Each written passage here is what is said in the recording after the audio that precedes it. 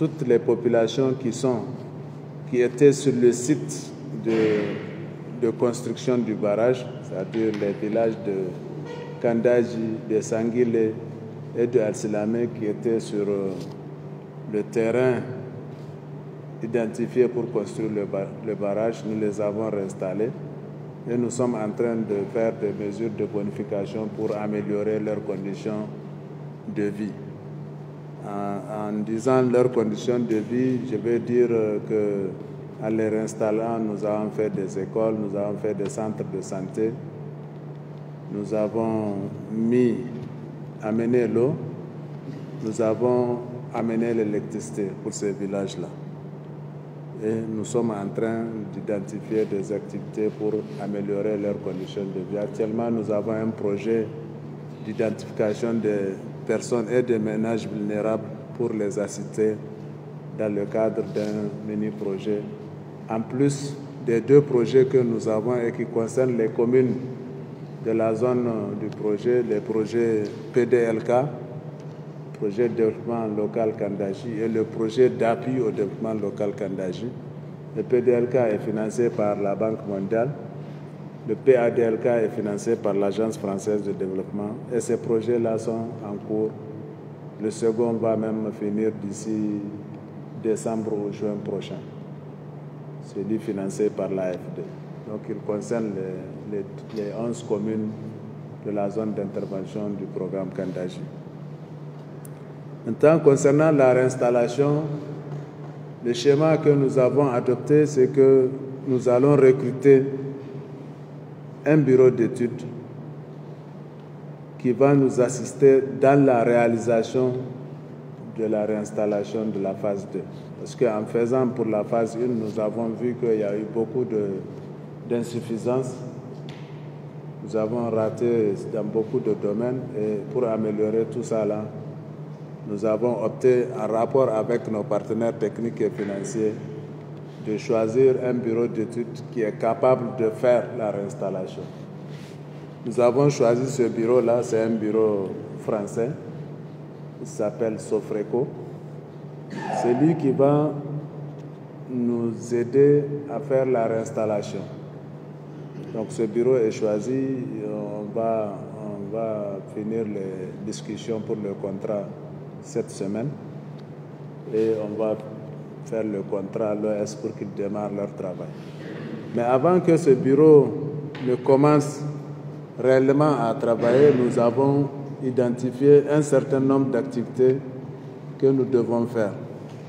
Notamment, nous devons aménager les sites de réinstallation des populations. Il y a des sites qui sont identifiés pour réinstaller, par exemple, la ville d'Aérou ou bien le village de Firgoun ou quelque chose comme ça. Donc, ces sites-là, nous avons choisi un bureau d'études. C'est eux d'ailleurs qui sont partis chez vous hier. Nous avons identifié un bureau d'études qui va faire les études d'aménagement des sites de réinstallation. C'est-à-dire, ils vont aller voir les sites, ils vont discuter avec vous, ils vont faire le lotissement nécessaire pour tenir compte des maisons, des concessions qu'il y a actuellement dans les villages, pour tenir compte de comment les gens sont organisés dans les villages et proposer un lotissement pour chaque village. En faisant le lotissement, bien sûr, ils doivent prévoir les VRD, ils doivent prévoir tout. Et ils ont dans leur contrat la responsabilité de nous proposer des modèles types de maisons à construire et les matériaux de construction pour ces maisons.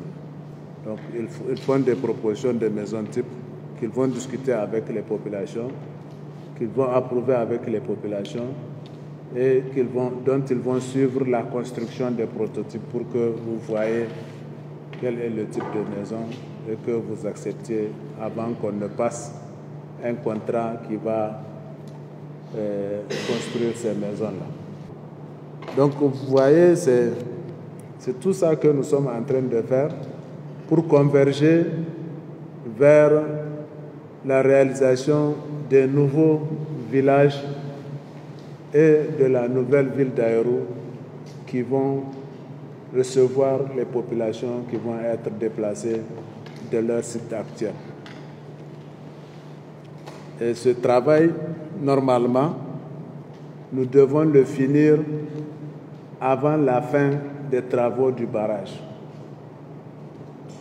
C'est ça les accords avec les partenaires. Ce travail, nous devons le finir, les populations réinstallées, et 6 mois après, pour que nous puissions mettre l'eau dans le barrage, pour que nous puissions retenir l'eau.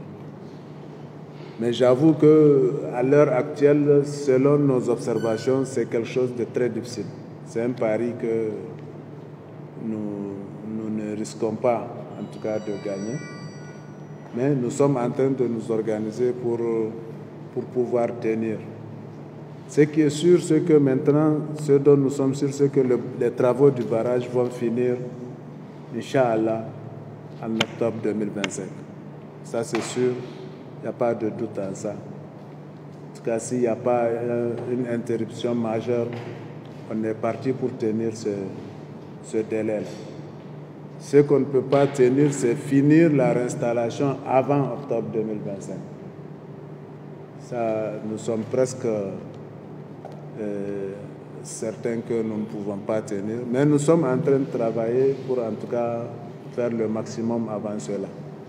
Et la grande conclusion qu'il faut tirer, c'est que même si on finit les travaux du barrage, si on n'a pas fini la réinstallation, on ne peut pas mettre l'eau.